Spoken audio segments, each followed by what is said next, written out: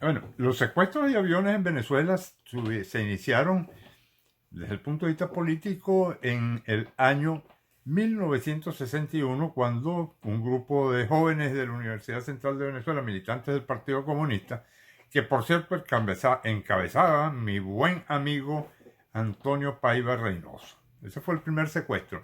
Posteriormente, en Venezuela se han producido 19 secuestros de aeronaves comerciales.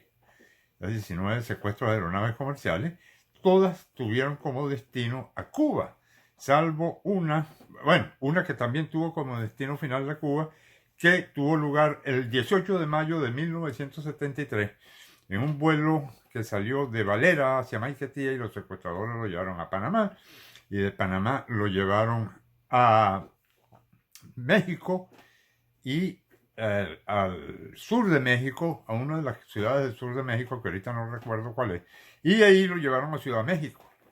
Aterrizaron en Ciudad México e iniciaron unas conversaciones con el gobierno mexicano solicitando asilo político y un acuerdo con el gobierno venezolano que liberara el gobierno venezolano a todos los presos políticos.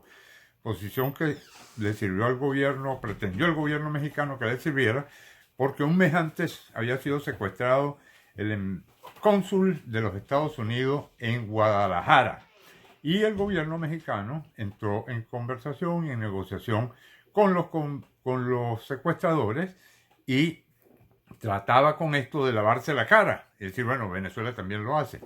Da la casualidad que yo me encontraba en México y participé en esa operación, en el cual el hijo del presidente Echeverría, para el momento, hasta se ofreció, iba a salir en un helicóptero de la residencia presidencial a entregarse a los secuestradores para garantizarles su seguridad y llevarlos hasta ahí a México. Finalmente fue el subdirector de la Federal de Seguridad quien los acompañó hasta México. Esta gente llegó a Cuba, los acompañó hasta Cuba, perdón.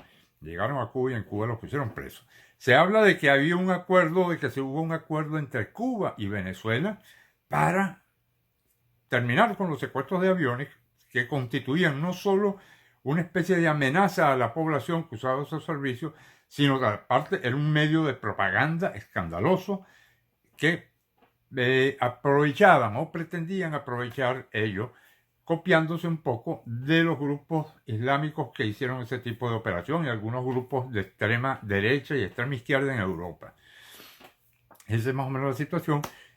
Posteriormente, a partir de ese año, a Cuba, secuestros salidos de Venezuela que llegaron a Cuba y Cuba devolvió los aviones, no a los secuestradores, fueron 12 consecutivos desde el año 61 y el último en diciembre de 1981.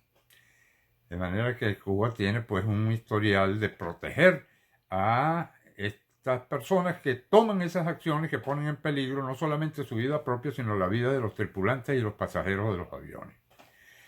Hay otro tema que aparece en una noticia también en la misma página del Diario Universal de 1968, junio de 1968, cuando estábamos en plena campaña electoral Caldera-Gonzalo Barrios.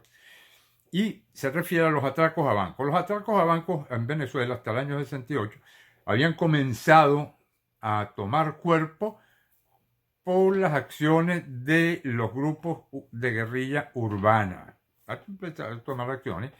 Y el presidente Leoni, al final de su mandato, los últimos meses de su mandato, inicia una política de pacificación. Y esa política de pacificación, aunado a la idea de los soviéticos, poner en vigencia su teoría o su línea política que llaman de la paz democrática, que fue adoptada por el Partido Comunista en Venezuela, le exigió a los cubanos que no siguieran haciendo este tipo o estimulando este tipo de operaciones, y también no estuvieran estimulando la acción armada en Venezuela. Eso trajo divisiones en la FAL y trajo divisiones en los otros movimientos subversivos que habían en Venezuela. A raíz de eso, mucha gente sale de los movimientos subversivos de la izquierda y se integran, pasan a convertirse en atracadores de banco, muchos de ellos. Eso provocó un incremento en los atracos a bancos. Inclusive uno de los que participó en eso y que la policía judicial lo tenía retratado a él y a su hermano en los folleticos que se le daban a los cajeros de los bancos para que reconocieran a los atracadores, que se encuentra hoy en día viviendo en Washington, en Miami, que es el señor Johan Peña Rivero y su hermano Alberto Peña Rivero, que aparecen, se convirtieron en un momento dado en atracadores de banco, siguiendo pues esta línea política por razones teóricamente políticas. De manera que eso es la historia de Venezuela. Este es un tema muy largo y creo que lo he resumido en menos de 3 minutos. Muchas gracias, Napoleón.